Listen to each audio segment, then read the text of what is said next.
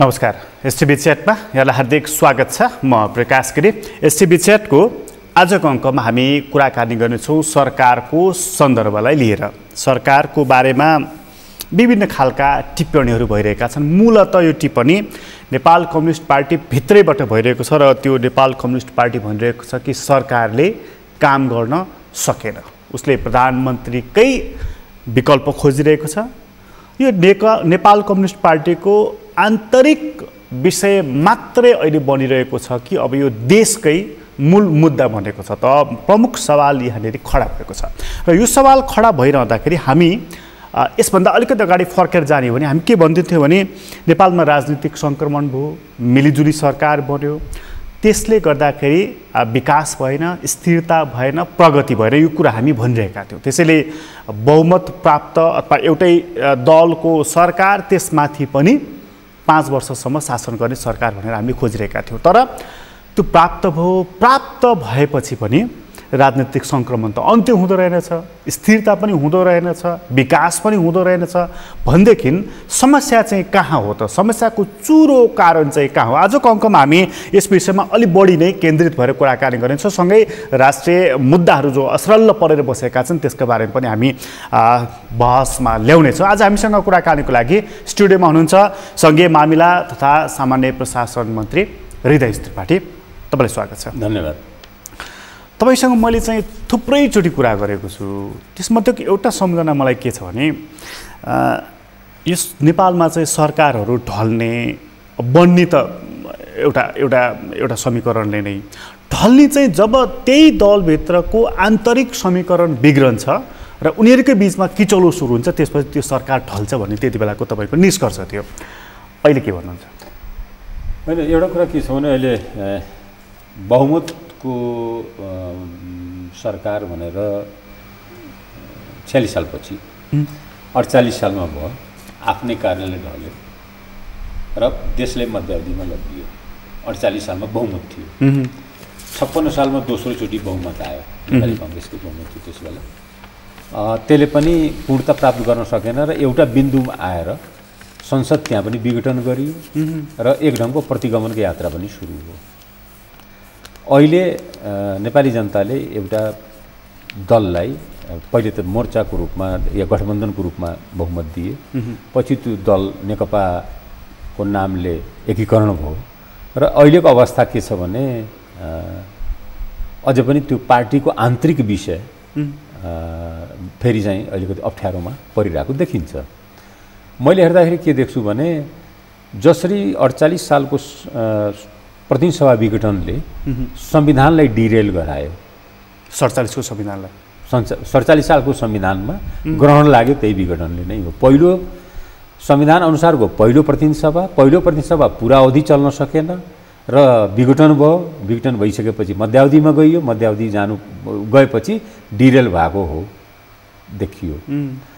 56 सालको पनि जब मध्यावधिमा गइयो र प्रतिनिधि सभा विघटन भयो, त्यसपछि प्रतिगमनको सुरुवात र तत्कालीन राजाको चाहिँ एउटा वर्चस्व अथवा चाहिँ कब्जा गर्ने, सत्ता कब्जा गर्ने काम सुरु भयो त्यहाँ। अहिले पनि मेरो भनाइ बडा स्पष्ट के छ भने यदि नेकपा विभाजित भयो भने यो संविधानलाई बचाउन सकिन्न। सोझो बुझ्ने भाषामा भन्दैछु, नेकपा विभाजित भयो भने अहिलेको संविधानलाई बचाउन सकिन्न, यो संविधान समाप्त हुन्छ।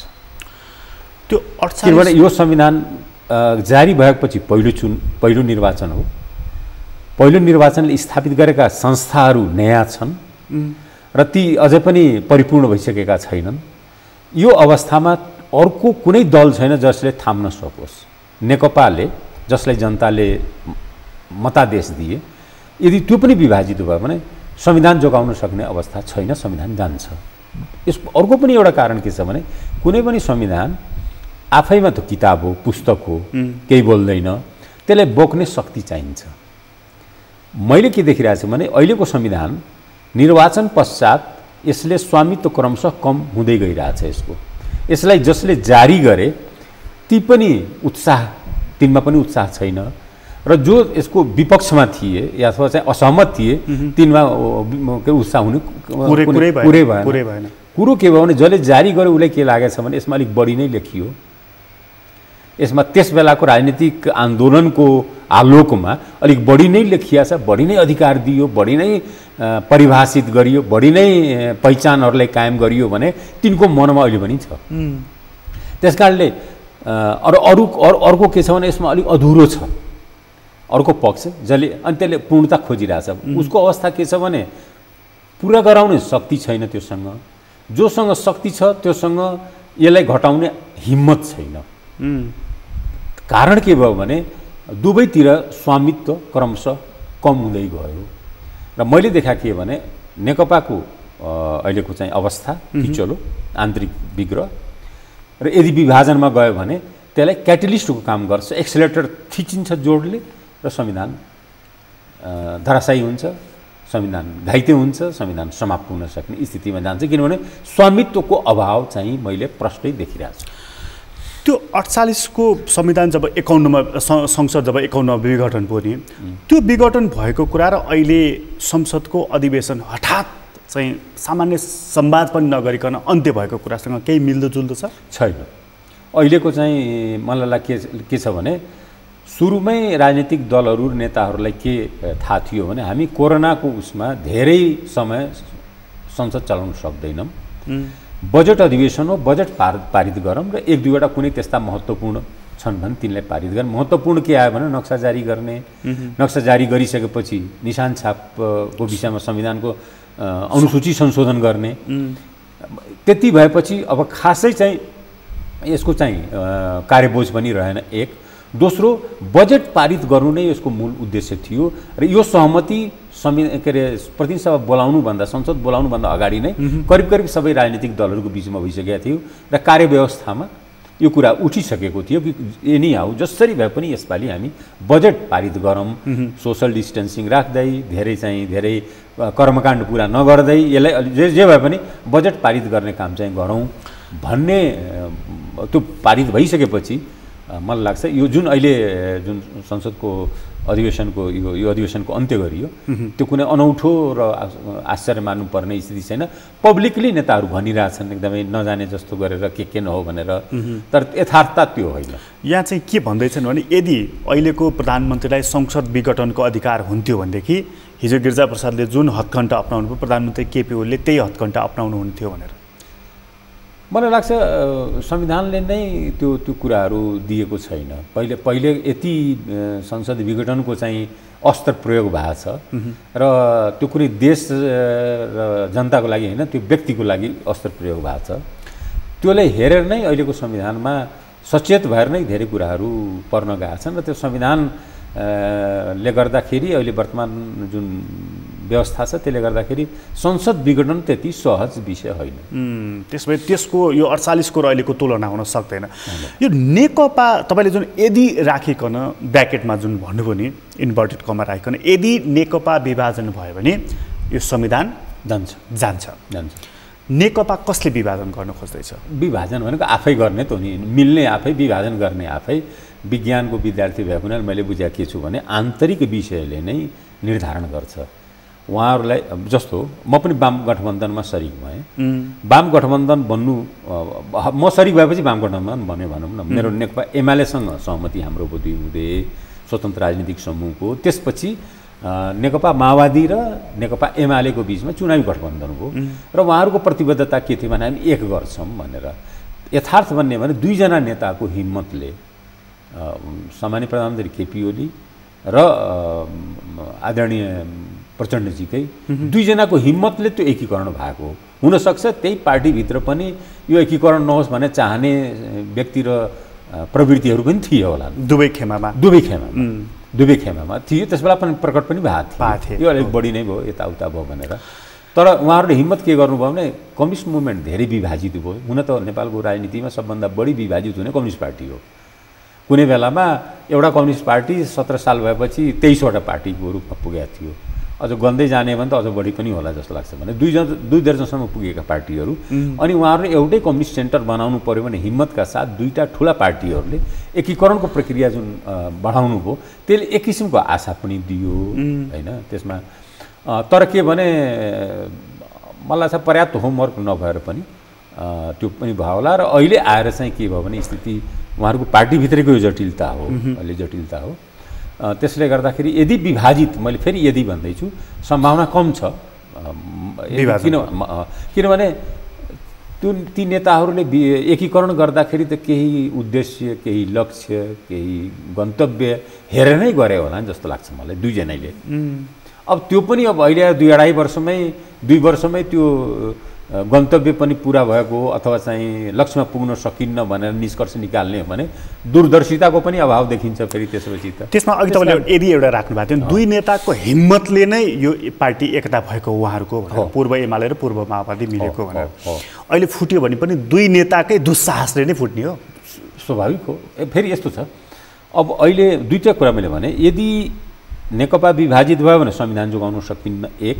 दोस्रो विषय बडा स्पष्ट के छ भने उहाँहरूको एकीकरणमा दुईटै हस्ताक्षरकारी नेतामध्ये जो दुईटै अध्यक्ष हुनुहुन्छ, कसैले छोड्यो अथवा कसैले हटाइयो भने त्यो एकीकरणको प्रक्रिया त्यहीँ ध्वस्त हुन्छ, फेरि त्यो अगाडि बढ्दैन।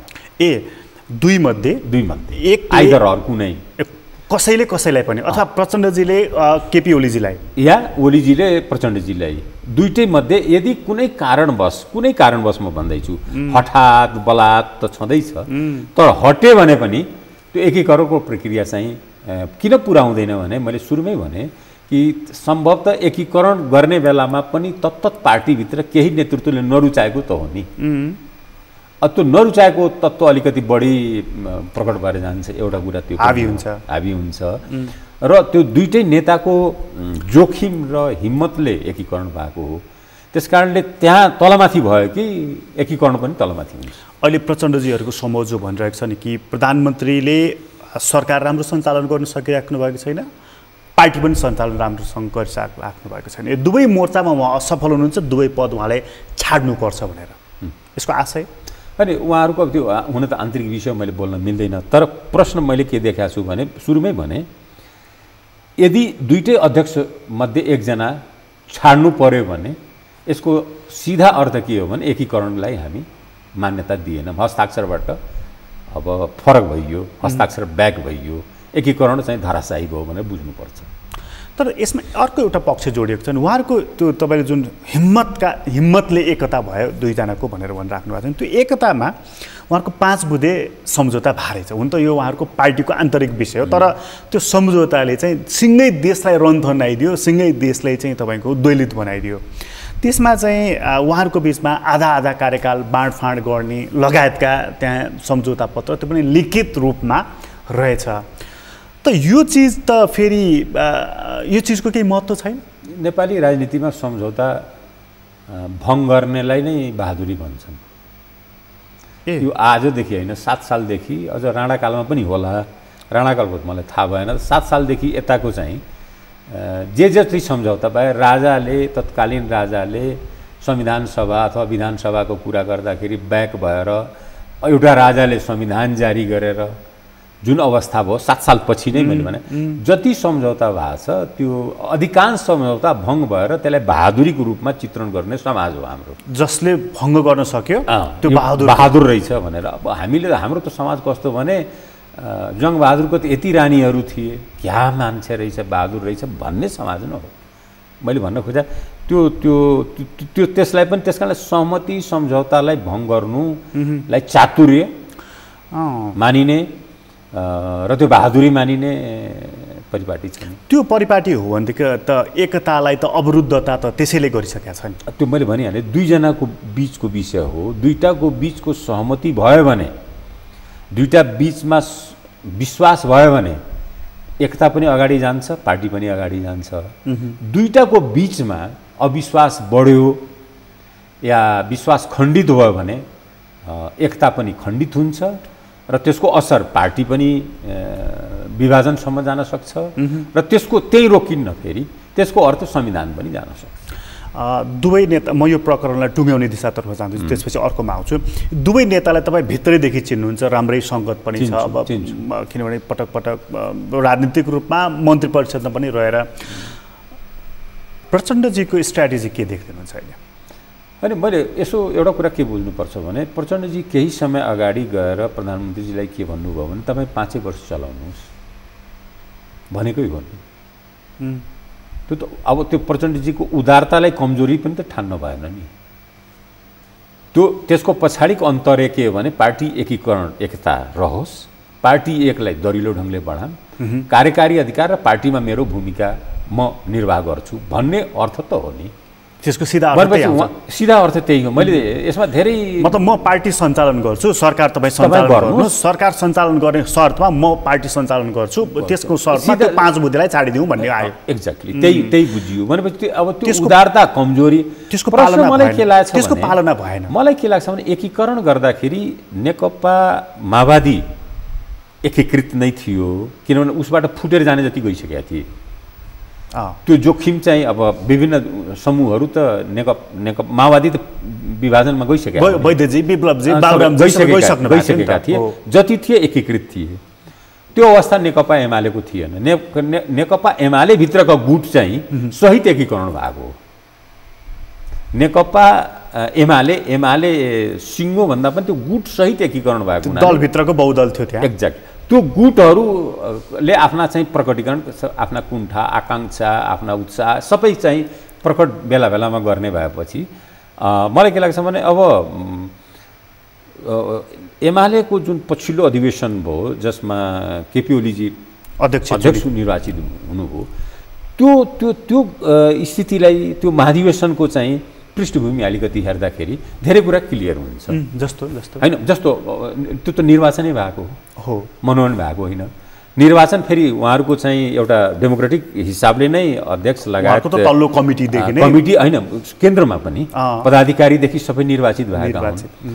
अब त्यो पदाधिकारीदेखि अध्यक्षहरू निर्वाचित भइसकेपछि अब एकीकरणमा जाँदाखेरि के भयो भने कतिपय अब जो पराजित भए थिए तिनको एउटा चाहिँ अवस्था थियो, कुण्ठा थियो, र जो पदाधिकारी भए थिए ती पनि एकीकरणमा आफ्नो भूमिका खोज्ने नै भए।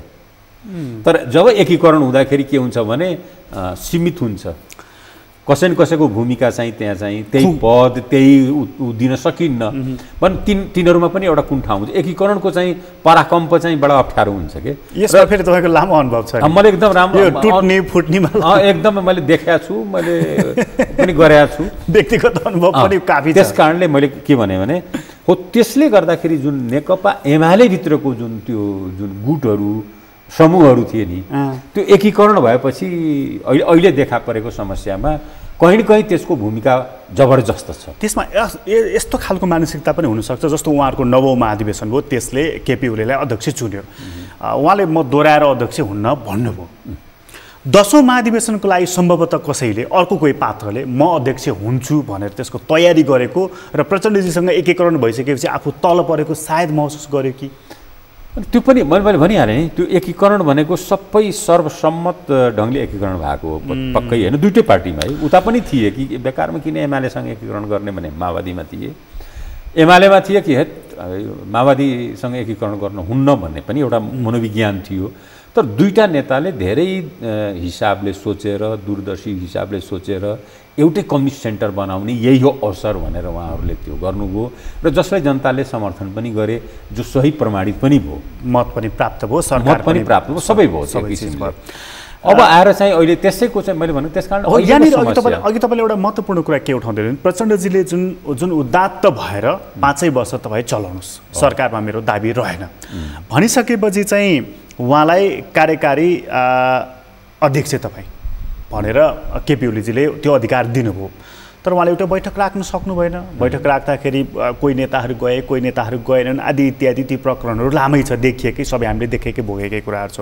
भनेपछि धोका दिने सिलसिला केपी ओलीले प्रारम्भ गर्नुभयो। अनि धोका दिने सिलसिला भन्दा यो काम गर्ने शैली र प्रवृत्ति उहाँहरूको कहाँ मिलेन र मलाई लाग्छ अहिले आएको चाहिँ जुन अहिलेको जुन अवस्था हो, मैले एउटा कुरालाई मैले सङ्केत के गरेँ भने नेकपा एमाले भित्र जुन तत्त समूह र गुटहरू थिए जसले उहाँहरूले कुशल व्यवस्थापन गर्दै आउनु भएको थियो, एमालेको जन्मैदेखि होला सके त्यो समूह र गुटहरूलाई व्यवस्थापन गर्दै आउनु। मैले त अब संसदमा, राजनीतिमा, आन्दोलनमा ठाउँ ठाउँमा पटक पटक देखाएको छु कि होइन। त्यस कारणले तर यसमा आएर चाहिँ त्यो व्यवस्थापन गर्दाखेरि के भयो भने तेस्रो पक्षलाई के भयो भने यदि दुईटा अध्यक्ष जो जो हस्ताक्षरकारी हुन् यिनीहरूमा सहमति भयो भने अरूको भूमिकाविहीन हुन सक्छन् अरू एउटा भय त्यो पनि हो। त्यो अज्ञात भयले पनि धेरैलाई अप्ठ्यारोमा पारेर रहेछ। त्यो अज्ञात भयमा अर्को एउटा भय थपिन् जब प्रधानमन्त्रीले त्यो दल विभाजन सम्बन्धी अध्यादेश ल्याइदिनु भयो नि, त्यसपछि चाहिँ ओहो प्रधानमन्त्री त पार्टी नै विभाजन गर्न चाहनुहुन्छ र यो स्थिरताको लागि एउटा कुरा बुझिन है। यो धेरै चर्चा गरेर हामी कहाँ प्रधानमन्त्री र पार्टी अध्यक्षले पार्टी विभाजन गर्नको कारण के हुन सक्छ, के कारण हुन सक्छ? उहाँ सायद त्यसको एउटा सुरक्षित मैले कुनै यसको तर्कै देखिरहेको छैन। त बहस फेरि राम्रै भइरहेछ, मान्छेले फेरि स्थापितै गरे जस्तो कुरा गरिरहेका हुन्छन्। के हुन्छ भने विभाजन भनेको अध्यक्षले गर्दैन, अर्को पक्षले गर्छ, अर्कोले गर्छ। जति भएको छ हुने नै त्यही हो।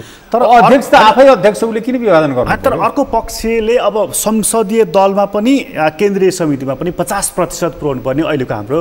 मैले बुझेँ, तर विभाजन भनेको जुन शब्द छ नि, पार्टीको प्रेसिडेन्टले किन विभाजन गर्छ? ऊ त उसको त पार्टीको ऊ प्रेसिडेन्टै छ नि, ऊ विभाजित भएर पार्टीको टुक्रे अध्यक्ष बन्नले त विभाजित गर्दैन नि। त्यो अध्यादेश किन चाहियो त त्यसपछि?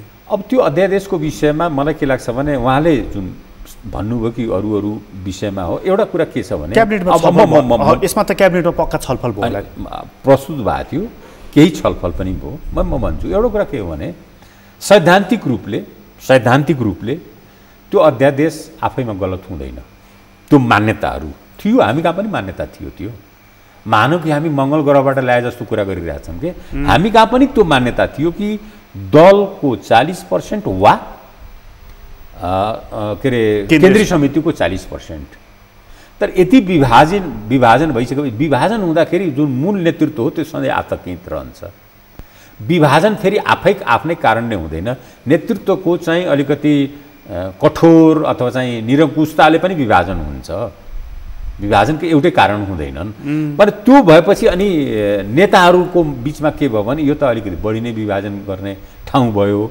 कोही संसदीय दल टेकेर विभाजन गर्ने, कोही केन्द्रीय समिति टेकेर विभाजन गर्ने। त्यस कारण दुइटै जोड दिउँ भने पहिले आउँदा के रेसनलमा आएको मलाई थाहा छैन, दोस्रो जोड्ने बेलामा के रेसनलमा आएको मलाई थाहा छ होइन।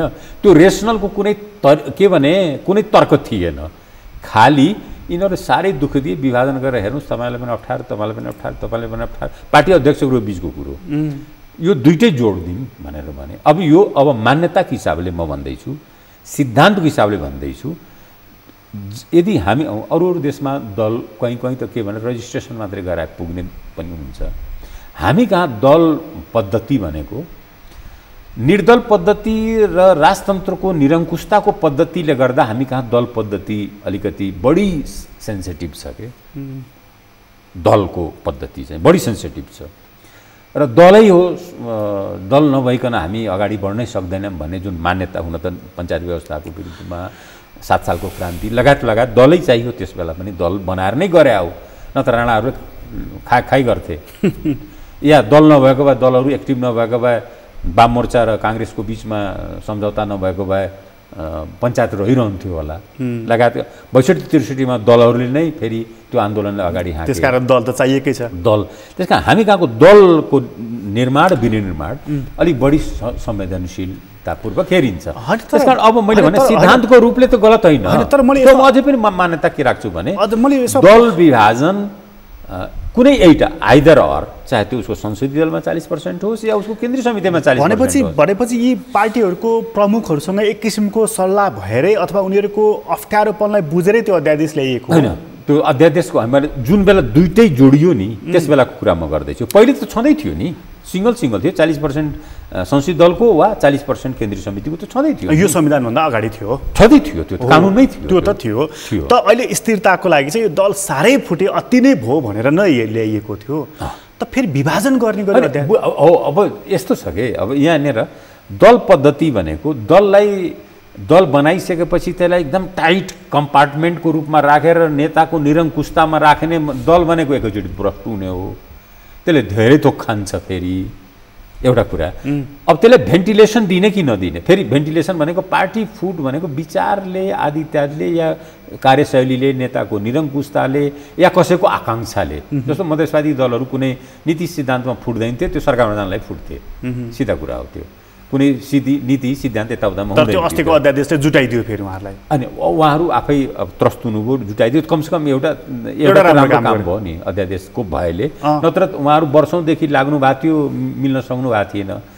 मूल कुरो के हो भने मैले भन्न खोजेँ त्यो अध्यादेशको प्रयोजन त्यो होइन, तर एउटा मैले बुझ्दिनँ र सबैले बडा प्रचार गर्छन्। मैले सोध्छु विद्वानहरूको पनि, धेरै विद्वानहरूको पनि मैले सुने, उहाँ त दल विभाजनको लागि अध्यादेश ल्याउँदैन। जो पार्टीको प्रेसिडेन्ट छ उसले दल विभाजन गरेर 40% पार्टीको 60% छोडेर 40% को अध्यक्ष किन भन्न आतुर भएको होला। अहिले पनि यही विषय छ। अहिले पनि प्रधानमन्त्री फेरि त्यो अध्यादेश बिउताउँदै हुनुहुन्छ भन्ने व्यापक।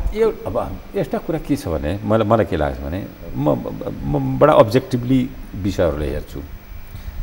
नेकपा को जब एकीकरणमा दुईटै पार्टीबाट एउटा निश्चित संरचना उहाँहरू बनाउनु भयो होइन, सचिवालय एउटा बनाउनु भयो, सचिवालयमा प्रतिशतहरू हरेक चिजमा उहाँ बाँडफाँड गर्नुभयो। एकीकरण हुँदा हुन्छ, त्यो स्वाभाविक हो, नेचुरल हो, हरेकमा हुन्छ त्यो। अब प्रश्न के भयो भने नेकपा माओवादी चाहिँ एकजुटै रह्यो, एउटै नेतृत्व, एउटै एक गठै, जति छन् उहाँहरू एक हुनुहुन्छ। नेकपा एमाले भित्र मैले भने पुराना जुन समूहहरू सहितै हो भनेपछि अब त्यो समूहहरूलाई सिटहरू दिन त परिगयो। भनेपछि त नेकपा एकीकरण गर्दाखेरि यहाँ एकदमै गहिरिएर बुझ्नुपर्ने विषय यही हो कि एकीकरण गर्दाखेरि पार्टीको अध्यक्ष अरूलाई पनि त्यो सिटहरू दिँदा आफै अल्पमतमा पर्छ,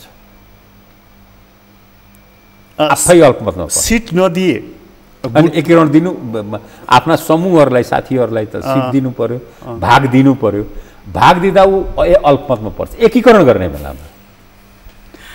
अहिले प्रधानमन्त्री अल्पमतमा त्यसै कारण पर्नुभयो होइन, अल्पमतमा भनेको किनभने होइन बुझेँ, तर त्यहाँभित्रको त्यो समूहहरूलाई उहाँले माधव नेपाल, झलनाथ खनाल, वामदेव आदि इत्यादि सबैले दिनु पर्यो। त्यो समूह यता प्रचण्डतिर आउँदाखेरि त केपी ओली ठन्डाराम। तर प्रश्न के छ भने जुन संरचनाहरू बनेका छन् ती अन्तरिम संरचना हुन्। त्यो संरचना त मूल उसको के भने एकता महाधिवेशन होला। एकता महाधिवेशनले स्थापित त्यो सबैको भूमिका के भने एकता महाधिवेशन गराउने हो र त्यो भइरहेको छैन। र अहिले त अस्थायी संरचना नै हुने नि, सचिवालय के छ नि, पोलिट ब्युरो त गठनै गर्नु भएको छैन, केन्द्रीय समिति सबै त्यो एकीकरण भएपछि उत्पन्न भएका यी विषयहरू नै। म अघिको एउटा प्रसङ्गमा फेरि जोडेर त्यहीँ लिएर आउँछु।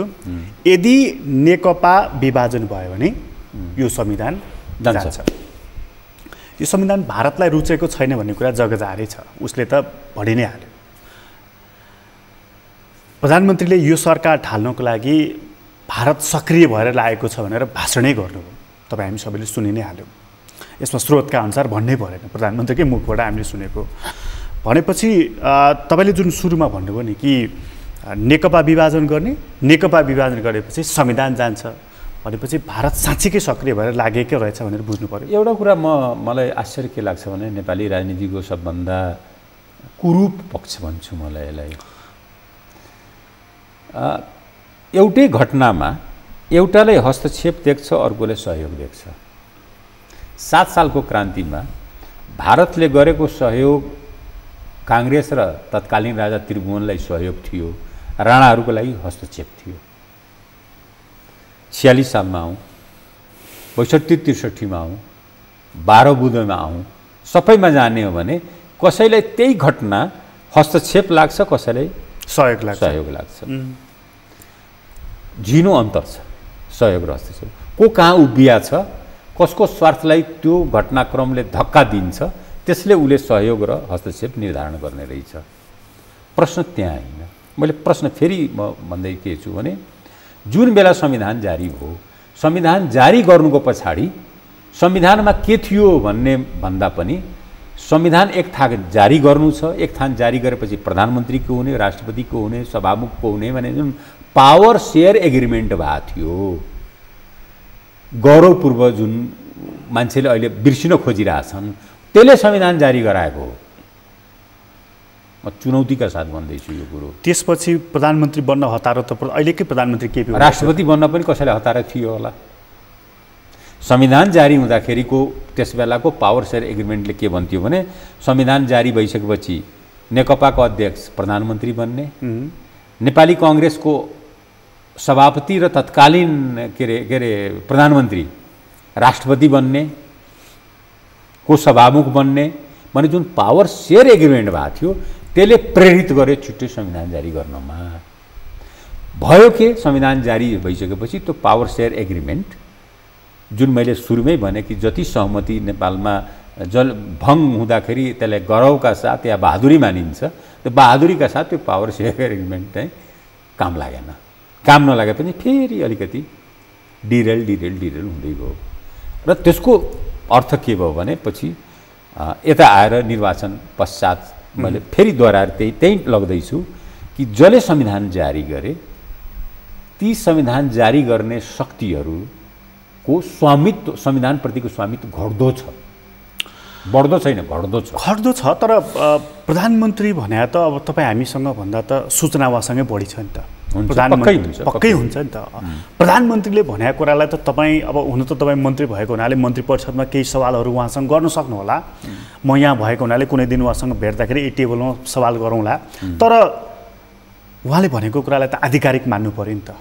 उहाँले भारतले मेरो सरकार ढाल्न खोज्यो भनेपछि त होइन, बाहिरको कसैले इच्छा मात्रै गर्न सक्छ, ढाल्ने त भित्रै हो।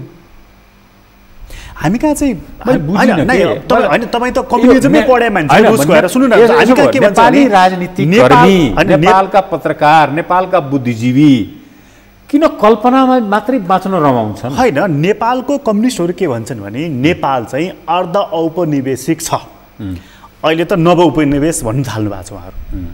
अब मानिदिनु परेन प्रधानमन्त्रीले भनेको कुरालाई, उहाँहरूको नीति अब घोषित नीति। पहिला कुरा त मेरो व्यक्तिगत भनाइ के छ भने कुनै पनि प्रधानमन्त्रीले या कुनै अमुक देशलाई यस्तो गर्न थाल्यो भने बिना प्रमाण छ भने त्यो देशसँग प्रोटेस्ट गर्ने हो। यस प्रकारका स्टेटमेन्टहरू दिँदाखेरि विचार गर्नुपर्छ।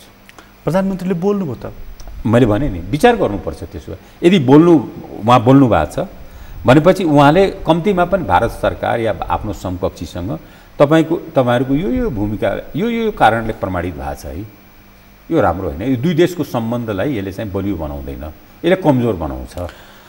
प्रधानमन्त्रीले बोल्ने त्यसै प्रधानमन्त्री त्यो हाम्रो जुन परम्परागत नेपाली कम्युनिस्टहरूको सोच जुन छ नि भारत विस्तारवादी, यसले हामीलाई पायो भने कुनै पनि दिन क्वाप्लक्क खाइदिन्छ भन्ने मानसिकताबाट प्रधानमन्त्री केपी ओली पनि ग्रसित हुनुहुन्छ। अब त्यो होइन, जुन विषय उहाँले अहिले हामीले चर्चा गर्दैछौँ नि, उहाँले सरकार ढाल्न भारत सक्रिय छ भने जुन भन्नुभयो, त्यो यदि सूचना उहाँसँग यथेष्ट हो भने त उहाँ त पहिले त भारतीय समकक्षीसँग नै कुरा गर्नु पर्थ्यो कि तपाईँको यो चाहिँ व्यक्तिहरू अथवा यो संरचनाले यस्तो यस्तो गर्दैछ, यसले नेपाल भारत सम्बन्धलाई झन् जटिल बनाउँछ।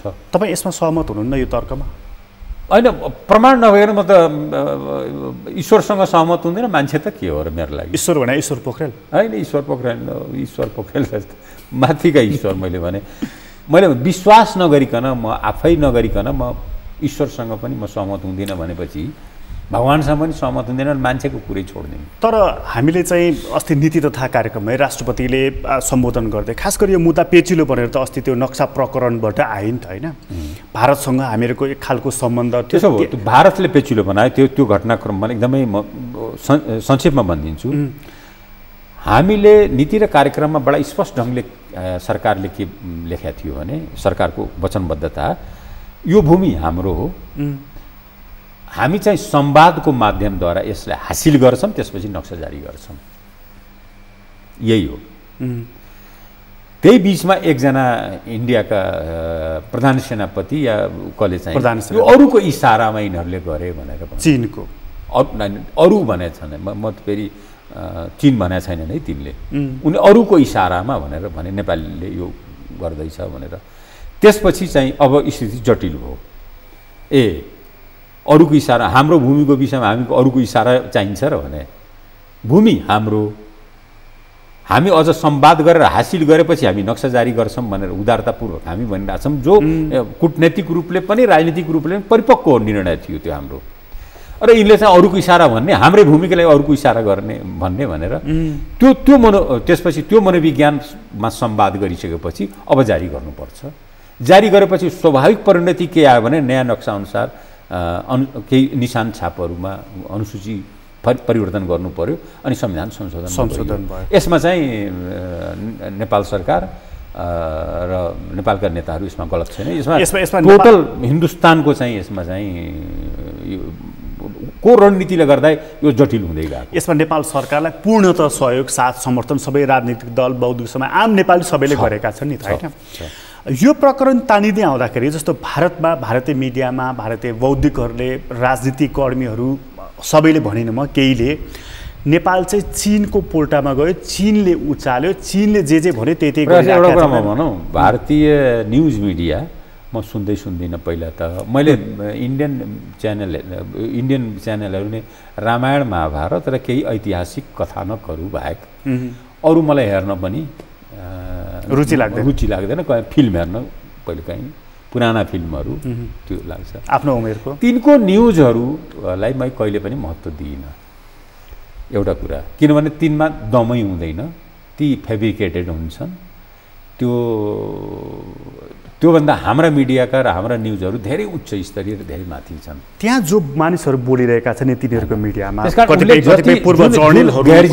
गैरजिम्मेवार ढङ्गले, अनि कुनै व्यक्तिले गएर बोल्नु एउटा कुरा, त मिडिया आफैले को जुन प्रस्तुतिकरण छ नि त्यो साह्रै गैरजिम्मेवार, साह्रै अपमानजनक नै छ, त्यसमा दुईमत छैन। हाम्रो आचार संहिता भन्ने हो भने त भर नै मिल्दैन हाम्रो प्रेस काउन्सिलको आचार संहिता अनुसार त। तर त्यहाँ जो मानिसहरू बोल्दछन् नि, जस्तो पूर्व जनरलहरू आदि इत्यादि जो बोल्दछन् कि चीनको पोल्टामा नेपाल गयो र चीनको राजदूतको नेपालको सक्रियताले त्यही पुष्टि गर्छ भने एउटा कुरा के छ भने त्यहाँ अब हामीले कसलाई सुन्छौँ, त्यहाँ धेरैले यो पनि बोलेका छन् कि नेपाल सही छ, नेपालसँग सम्बन्ध बिगार्नुहुन्न, अरूहरूसँग सम्बन्ध बिगार्यो नेपालसँग पनि सम्बन्ध बिगार्ने भन्ने छन्, तिनीहरू पनि छन्। त्यस्ता धेरै यहीँ भएका राजदूतहरू पनि छन्, इन्डियाका केही नेताहरू पनि छन्, शरद यादव लगायतहरूले पनि पार्लिमेन्टमै बोल्नुभयो उहाँहरूले भने कसरी।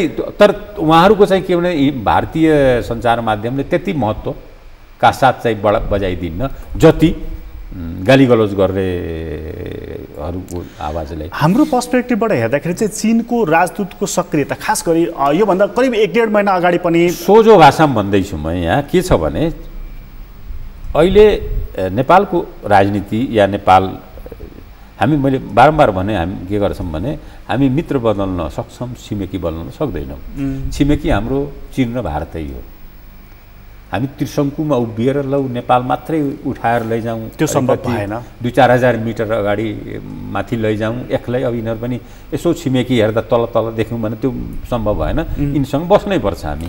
मलाई लाग्यो के भने मेरो आफ्नो चाहिँ बुझाइ पनि के हो भने पाश्चात्य देश भारतहरूको जुन नेपालसँगको चाहिँ सम्बन्ध प्रभाव आदि इत्यादि छ, चीनले के देखाउनु खोजे भनौँ पहिले जस्तो म छैन, म सो कल्ड शान्त कूटनीतिमा जो आए पनि सरकार उसैसँग खालि म्यानेज गर्ने। चीन त अक्सर राजाहरूसँग नै पञ्चायतकालमा चाहिँ बढी कम्फर्टेबल महसुस गर्यो। पछिका परिवर्तनहरूमा ऊ ढिलो अलिकति समर्थन गर्ने स्थितिमा पुग्यो। त्यो पनि एकदमै काथर स्वरमा पनि समर्थन गर्ने। मलाई लाग्छ डेमोक्रेसी आन्दोलन भइसकेपछि तत्कालीन सभामुख दमन ढुङ्गाना हुनुहुन्थ्यो, म पनि त्यो वार्ता उसमा बसेको थिएँ। चीनको एउटा ठुलो डेलिगेसन आएको थियो, पार्लिमेन्ट्री डेलिगेसन। त्यसले नेपालको त्यो परिवर्तनलाई स्वीकार गर्न, त्यो नयाँ परिवर्तनलाई स्वीकार गर्न भने उसलाई त्यो डेलिगेसनलाई पनि गाह्रो भएको थियो त्यस बेला। बडा कठिन भयो किनभने त्यति बेलाको दरबारसँग उसको चाहिँ एक्ज्याक्टली किन उसलाई कठिन भयो भने उसको केन्द्रीय नेताहरू या नेतृत्वले पोलिसी अझ पनि डिपार्चर गरिसकेका रहन्छन् के त्यसमा। उनीहरूलाई यो पनि सायद थियो होला कि एउटा कुनै पावर सेन्टरसँग डिल गरेपछि कामहरू होस्। मैले भन्न खोजेँ तर अहिलेको चाहिँ सन्देश के हो भने चीन हामी पनि छौँ है, तिमीहरू मात्रै प्लेयर होइन, म पनि प्लेयर हो। उसले नेपाललाई यो सन्देश दिन खोजेको, नेपाललाई होइन, पश्चिमा नेपाल सबैलाई, नेपाल बाहिर म पनि छु, छिमेकी हुँ, मेरो पनि यहाँ उपस्थिति छ भन्ने सन्देश चाहिँ राजदूतले दिएको हुनुपर्छ। तर नेकपाको यो आन्तरिक सङ्क्रमण चाहिँ यसरी गिजोलिएको बेलामा चाहिँ फलानु नेता तिलानु नेतालाई कोठा कोठामा गएर भेट्दाखेरि चाहिँ जो हिजो भारतको राजदूतहरूले गर्दाखेरि हामी कहाँ माइक्रो म्यानेजमेन्ट गर्छ, भारतले यहाँ गर्छ त्यहाँ गर्छ जुन भनिन्थ्यो नि, चीनलाई पनि त स्वाभाविक हो त त्यो कुरा भन्नु। अब दुईवटा कुरा हो। अब उनीहरूले हिजो भेट्दा माइक्रो म्यानेज भनेपछि अहिले भेट्दा पनि माइक्रो म्यानेजमेन्ट गर्न लागेको भने भइगयो, या उनीहरू पनि गर्दैन थिए यिनले पनि गरिराखेको कि छैनन् भनेर भने भइगयो होइन। मैले सुरुमै भनेको छु के भने हामी कहाँ उभिन्छौँ, हामी सहयोग र हस्तक्षेप त्यहीँबाट देखिन्छ। तपाईँले चाहिँ यसलाई सहयोग मान्नुभयो कि ऊ एउटा जस्तो योगेश भट्टराईजीको सुनेको थिएँ मैले, अब एउटा विदेशी आउँछ फुटाउनको लागि, अर्को विदेशी आउँछ जुटाउनको लागि, जुटाउन आउनेको लागि त हामीले नराम्रो भन्नु भएन नि भनेर उहाँले चीनतर्फ इङ्गित गर्नुभएको थियो। चीनको सक्रियताले नेकपाको विवाद मिलाउनको लागि हो।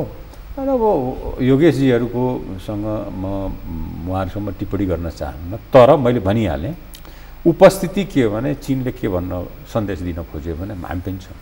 चीनले नेकपा मिलाइदिन पनि आँटेको छ त्यस्तो लाग्छ तपाईँलाई? अब यस्तो छ, यो भरपर्दो राजनीतिक शक्ति मिलाइदिने भन्दा पनि भरपर्दो राजनीतिक शक्ति रहोस् भनेर त चाहन्छ होला नि सबैले।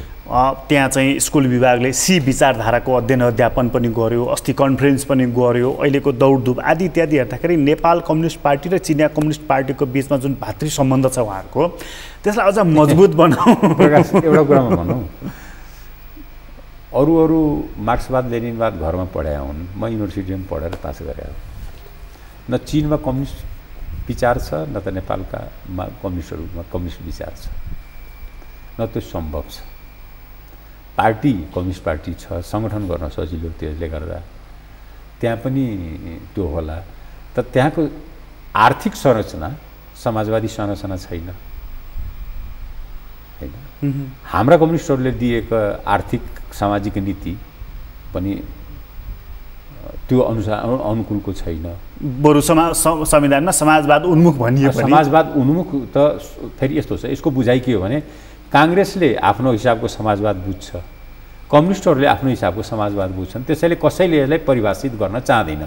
जुन दिन परिभाषित गरे त्यो दिन झगडा भयो हो, त्यसकारण परिभाषा हुँदैन। त्यसकारण त्यसलाई टेकेर इज्जत बचाउ कार्यक्रम हो कि त्यो मजा रहेछ नि, जसले आफ्नो आफ्नो ढङ्गबाट व्याख्या गर्ने। त्यो शब्द आफैमा काङ्ग्रेसलाई पनि र कम्युनिस्टहरूलाई पनि इज्जत बचाउ कार्यक्रम हो, त्यो इज्जत बचाउ शब्द हो, त्यो चाहिँ त्योभन्दा बढी होइन। अब यसमा धेरै गहिरो कुनै अर्को दिन म भनौँला, किनभने त्यसका अन्तरहरू मलाई थाहा छ। अलि पछि चाहिँ यो जो खाए ओ भुइँ पछुताए, जो नखाए ओ भुइँ पछुताएवालामा पुगेर टुङ्गिनेवाला चाहिँ त्यो शब्द रहिरहन्छ। त्यो शब्द त्यो यस्तो छाता हो जसले बढे पनि सबलाई जोगाउँछ, काम पनि बढ्दैन जोगाउँछ, पानीबाट पनि जोगाउँछ, राष्ट्रवादी पनि बनाइराख्छ। अब राष्ट्रवाद र देशभक्तिमा मेरो फरक छ, यसमा चाहिँ तपाईँसँग अलि अगाडि पनि स्पष्ट छु।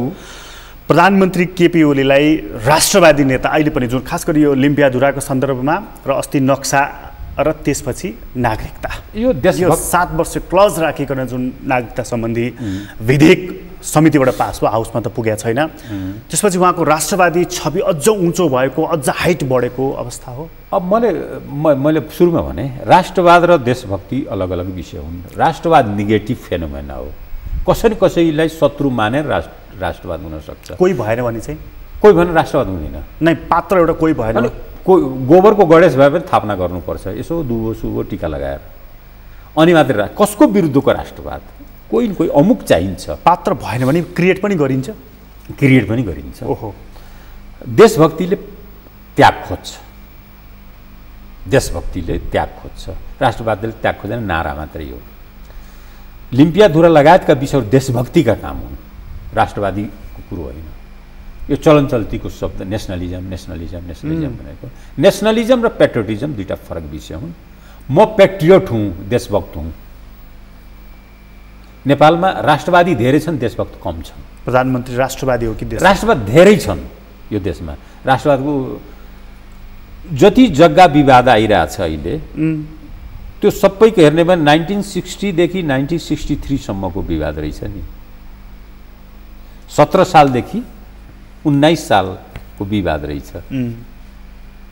जति विवाद अहिले आइरहेछ, जति चर्चा परिचर्चा मिडियाले अरूले सबैले उठाइरहेछन् नि, त्यो सबै विवाद के हो भने त्यही 3 वर्षको 17 सालमा राजा महेन्द्रले कु गरे, 19 सालमा पञ्चायतको संविधान जारी गरे, त्यो बिचमा यो विवाद आएको छ। त्यो यो सबै समस्याहरू त्यही बिच। अनि तिनलाई नेपाली म भन्दैछु, तिनैले नेपाली जनताले सबभन्दा महान राष्ट्रवादी नायक, राष्ट्रनायक भनेर भन्ने हो। त्यसैले नेसनलिजम र पेट्रियोटिजम फरक हो। भनेपछि अनुमान यो गर्न सकिन्छ कि त्यति बेलाको पञ्चायत टिकाउनको लागि कहीँ न कहीँ सम्झौता भएको छ। मैले त भनिहालेँ, किन 3 वर्षमा मात्रै यो घटना देखियो त? प्रधानमन्त्री राष्ट्रवादी मान्नुहुन्छ कि देशभक्त मान्नुहुन्छ प्रधानमन्त्री केपी ओलीलाई? उहाँले राष्ट्रवादी भन्नु होला। लिम्पियाधुरा लगायतको विषयमा उहाँ देशभक्त हो। त्यसमा हामी सबै देशभक्त हौँ है। मैले भनेको म पेट्रियट हो, म राष्ट्रवादी भएपछि म कसैको विरुद्धमा जानुपर्छ जो म चाहन्न र अमुक एउटा। अब रह्यो नागरिकताको सवालमा समितिले गर्न सकेन, अनि उहाँहरूको निर्णय के अरे उहाँहरूको पार्टीको सचिवालय बैठकले गर्यो। यो बिर्सियो कि यो संविधान सम्मत छ कि छैन। न्यायाधीश माननीय बलराम केसीजीले एउटा लेख लेख्नु भएको थियो केही दिन अगाडि मात्रै, र उहाँले के प्रमाणित गर्नुभयो भने जुन यो प्रावधानहरू छ यो संविधान सम्मत छैन, किन हाम्रो संविधानले नै व्यवस्था गरेको छ। उहाँहरूले के भन्दै हुनुहुन्थ्यो भने, मैले नारायण काजीजीको एउटा वक्तव्य सुनेको थिएँ, हिन्दुस्तान इन्डियामा पनि छ, त्यस कारण हामी बराबर गरिदिया हो, 7 वर्ष त्यहाँ पनि छ। उहाँले के बिर्सिनुभयो भने इन्डियाको के अरे संविधानमा त्यो व्यवस्था छैन, त्यहाँ कानुनमा व्यवस्था छ, संविधानमा छैन। हामी कहाँ वैवाहिक अङ्कृतको व्यवस्था संविधानमै छ र इन्डियामा कानुनमा छ। एक दोस्रो कुरो, इन्डियाको नागरिकताको प्रमाणपत्र राष्ट्रपति र प्रधानमन्त्रीसँग पनि छैन। तिनका के अरे अरू आइडी कार्डहरू होलान्, के आधार कार्ड भन्छन्, के छन्, लाइसेन्स होला, तर एज सच सिटिजनसिप जुन कार्ड हो नि त्यो त राष्ट्रपति प्रधानमन्त्रीसँग पनि छैन। कसले कहाँ दिएको मैले थाहा पाइनँ। मैले सोधेको थिएँ कतिपय, पहिलेदेखि मैले सोधिरहन्थेँ। त्यस कारण जुन रेसिप्रोकेट भन्छ नि, हामी त्यहाँ भएको हुनाले हामी गऱ्यौँ भने त्यो कस्तो नक्कली रेसिप्रोकेट भयो भने, एक त हाम्रो संविधानलाई हामी नजरअन्दाज गरेर, संविधानमा गरेको व्यवस्थालाई हामीले पछाडि पारेर त्यसलाई कुल्चेर हामी व्यवस्था गऱ्यौँ। यो कारणले कि इन्डियामा पनि छ भनेर।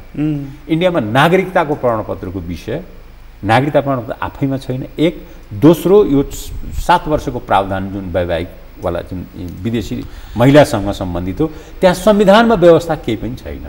हामी कहाँ संविधानमा व्यवस्था छ। र त्यसैले मैले भने नि, सर्वोच्च अदालतका एउटा चाहिँ चर्चितै र विद्वान न्यायाधीश हुनुहुन्छ बलरामजी, उहाँले एउटा लामो लेख लेख्नुभयो र मैले त्यो डिटेलमा हेरेँ र म उहाँको लेखसँग सहमत छु। सरकारले यहाँनिर गल्ती गर्यो। अब गरेको त पार्टीले रहेछ, सचिवालय बैठकले गर्यो, किन समितिले पार गर्न नसकेपछि। विधेयक त फेरि सरकारले नै ल्यायो। विधेयकमा थिएन, यहाँ भ्रम यहाँ धेरै छ। ओरिजिनल विधेयकमा त्यो थिएन। त्यसैले हाम्रो स्वतन्त्र राजनीतिक समूहको माननीय ब्रिजेश गुप्ताले ओरिजिनल विधेयकको समर्थनमा उहाँले नोट अफ डिसेन्ट लेख्नुभयो, यो फरक मत लेख्नुभयो। किनभने ओरिजिनल विधेयकमा यो थिएन। यो समितिमा विश्व नागरिकता प्रणाली, ब्रह्माण्डको नागरिकता प्रणालीको चाहिँ अध्ययन गर्दा गर्दै उब्जेको यो समस्या, यो चाहिँ आविष्कार हो र यो आविष्कारलाई नेकपाको सचिवालय बैठकले अनुमोदन गर्यो। त्यहाँ पनि के अरे समितिमा कुरो नमिलेपछि, त्यसैले मैले निजामतीको विषयमा पनि भनेको थिएँ, तपाईँहरूले न्याय प्रयोग सुरु गरिसक्नुभयो। अब काङ्ग्रेसले पदाधिकारी बैठक गर्ने, नेकपाले सचिवालय बैठक गर्ने, त्यहीँबाट निर्णय गराउने, समितिबाट विधेयकहरू धडाधड लगिजानुहोस्। यो बहस गर्नै परेन। यो निजामतीमा मैले प्रष्ट मैले समितिमै भने हो। यो नागरिकताको तपाईँले जुन आविष्कार भन्ने शब्द प्रयोग गर्नुभयो नि, यो लिम्पियाधुरा त्यो नक्सासँग पनि जोडिया विषय हो। यो त्यसको रिफ्लेक्सन हो यो? होइन, बिल्कुलै होइन। किनभने सरकारको पोजिसनमा भन्छु, यही सरकार, फेरि सामान्य प्रधानमन्त्री केपी ओलीकै सरकारले, उहाँकै नेतृत्वको सरकारले जुन प्रस्तुत गर्यो विधेयक, त्यो विधेयकलाई लैजाउँ न एकचोटि जनतामा। त्यो विधेयक एकदम त्यो विधेयकको दुईटा कुरा नै, नेकपालाई चाहिँ त्यसले अलिकति उद्वेलित गर्यो त। अहिले हामी राष्ट्रवादी हुने मौका छ, त्यस कारणले कहाँ अब यसरी चाहिँ उहाँहरूलाई त अब मैले भनिहालेँ कि संविधानै नहेरिकन, आफ्नै संविधानै नहेरिकन, अरू देशको संवैधानिक व्यवस्था नहेरिकन, कानुन कुन नेपाली इन्डियामा गएर आधार कार्ड पाएको छैन, नागरिकता त इन्डियनहरूसँग पनि छैन, नेपाली पाउनु कोही छैन नि त्यहाँ त। मैले भने राष्ट्रपति र प्रधानमन्त्रीसँग पनि छैन, भारतको नागरिकता भारतीय राष्ट्रपति र प्रधानमन्त्रीसँग छैन, अरू कार्ड छ। अब यो प्रकरणलाई टुङ्ग्यौँ, आजको कुराकानीको निष्कर्षमा जाउँ। अब निष्कर्षमा जाँदाखेरि चाहिँ अब के देखियो त, जस्तो हामीले नेकपाको कुरा गरिहाल्यौँ, नागरिकताको सिमानाको सबै कुराहरू गरिहाल्यौँ।